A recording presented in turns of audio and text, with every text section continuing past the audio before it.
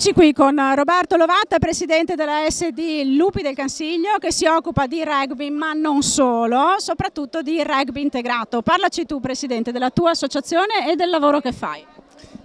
Allora, la nostra società si occupa di rugby inclusivo, ovvero giochiamo persone normodotate e persone con disabilità, assieme senza differenze, tutti divisi, tutti organizzati con la medesima divisa e ovviamente nelle squadre di adulti siamo noi allenatori che alleniamo squadre magari agonistiche, che facciamo un'attività di organizzazione del gioco e di fluidificazione del gioco.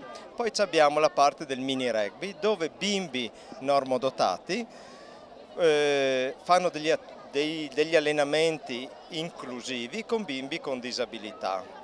Questo nell'ambito di un progetto dove portiamo a un appagamento e una soddisfazione sia per i bimbi con difficoltà che i normodotati. Questo perché i bimbi normodotati, oltre all'allenamento speciale che fanno con noi, ne fanno altri con delle squadre di nostri amici che li portano poi a livello agonistico a fare un'attività come i tornei, quindi tutto quello che è il ciclo di una stagione sportiva di livello agonistico.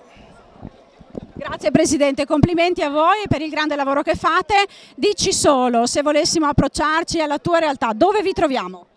Noi non siamo presenti sui canali social, non ci facciamo pubblicità, abbiamo una settantina in questo momento di tesserati, ma proprio per la specificità del nostro progetto abbiamo bisogno di molti educatori e facilitatori, pertanto le persone arrivano con il passaparola piuttosto che informandosi attraverso le società nostre amiche, quelle del territorio, che indirizzano le persone verso la nostra specifica progettualità.